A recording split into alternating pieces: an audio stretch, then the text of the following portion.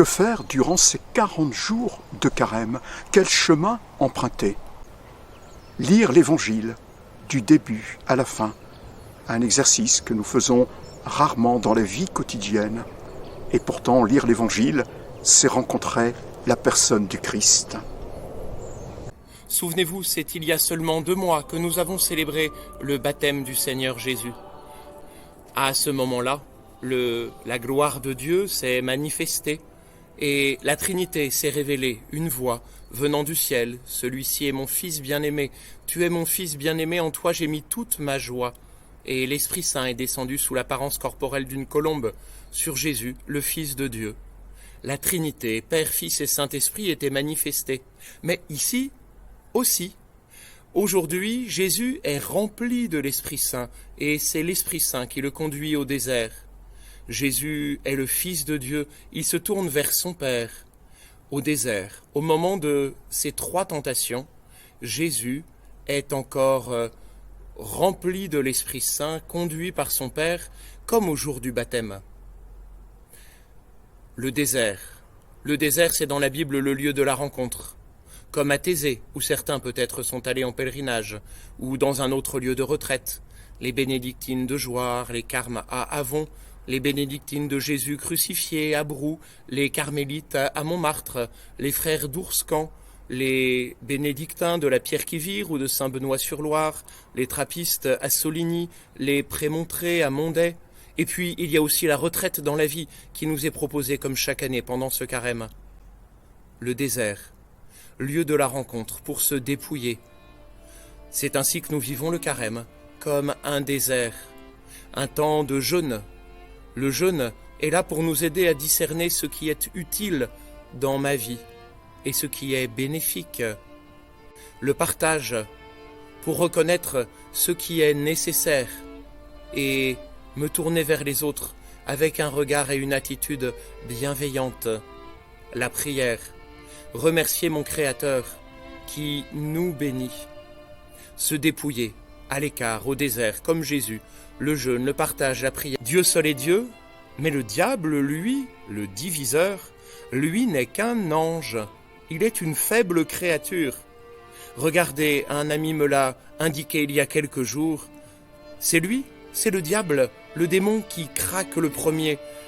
Avant Jésus, après 40 jours de silence, il n'arrive pas à retenir sa langue, il n'arrive pas à rester seul et il vient tenter Jésus.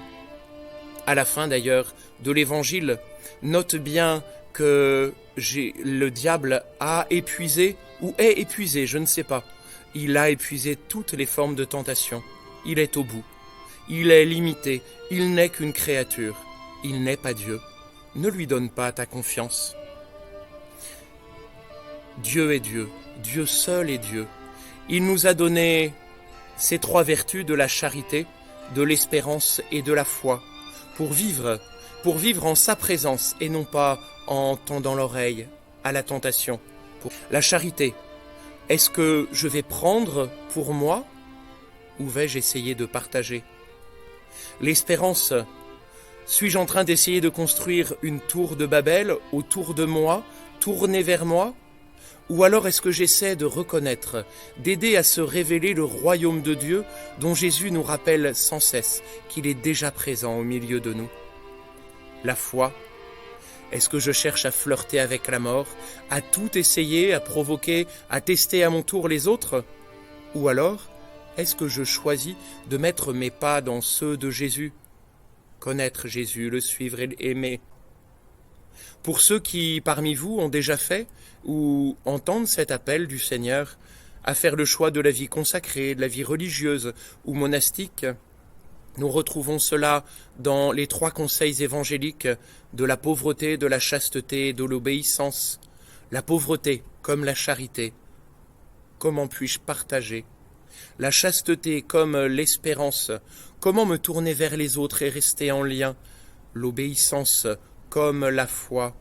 Quelle est ma relation à Dieu? Lui suis-je soumis? Ai-je choisi de le rejeter? Est-ce que je ne pourrais pas lui faire confiance, lui donner ma foi? Pour ceux parmi vous qui entendent l'appel au sacrement du mariage ou qui déjà ont fait ce choix-là, Nous pouvons y reconnaître aussi les piliers du mariage que sont la fécondité, qui répond à la charité, comment donner la vie à d'autres, ne pas la garder pour moi, laisser Dieu donner la vie à travers moi, à travers nous. La fidélité comme l'espérance pour rester unis les uns aux autres, pour avancer ensemble dans ce royaume.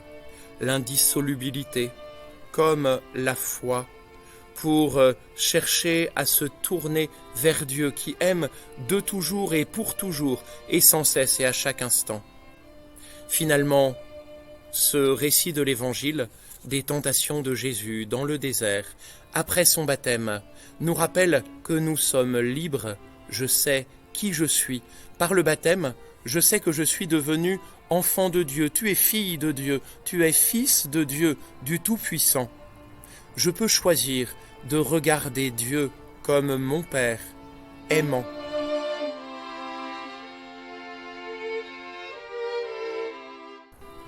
Père très bon, toi notre Créateur, par le baptême nous devenons frères et sœurs de Jésus, ton Fils bien-aimé. Apprends-nous à reconnaître en chacun les dons variés de ta grâce.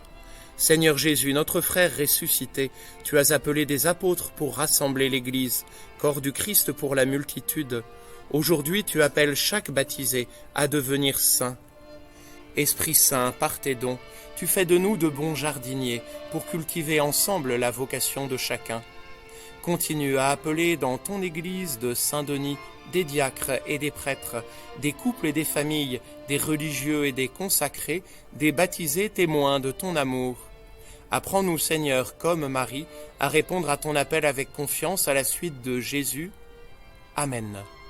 Seigneur Jésus, toi qui t'es tourné vers ton Père, en toutes circonstances, dans la tentation, comme au jour de ton baptême, donne-nous d'être nous aussi, toujours, remplis de ton Esprit Saint.